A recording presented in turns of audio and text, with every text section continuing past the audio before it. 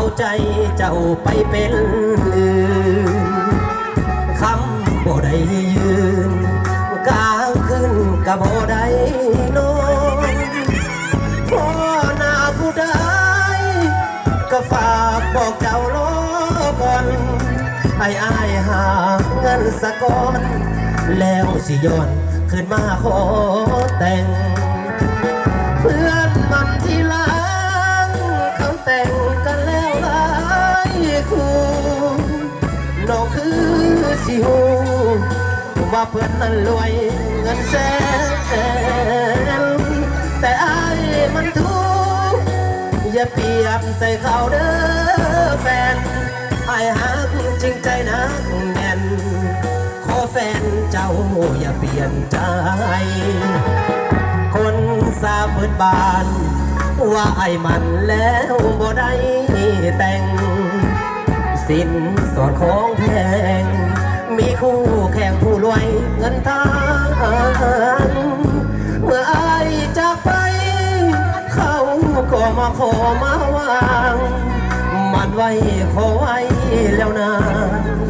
เป็นอย่างยังบ่ได้แต่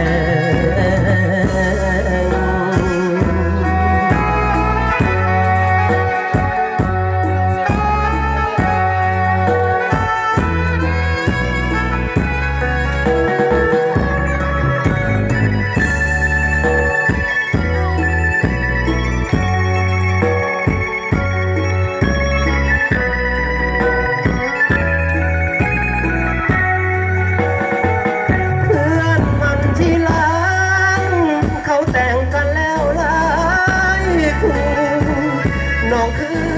สิหูว่าเพิ่นนั้นรวยเงินแสนแต่อายมันทุกข์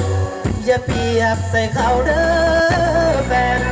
อายหักจริงใจนักแน่นขอแฟนเจ้าอย่าเปลี่ยนใจคนสาเบิดบานว่าไอ้มันแล้วบ่ได้แต่งสินสอดของแพงมีคู่แข่งผู้รวยเงินทางเมื่ออายจากไปเขาก็มาขอมาวางมันไว้ขอไว้แล้วนางเป็นอย่างยัง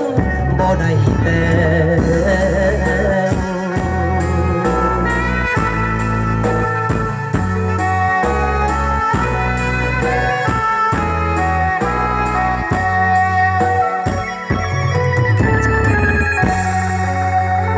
ขอบใจล่ะ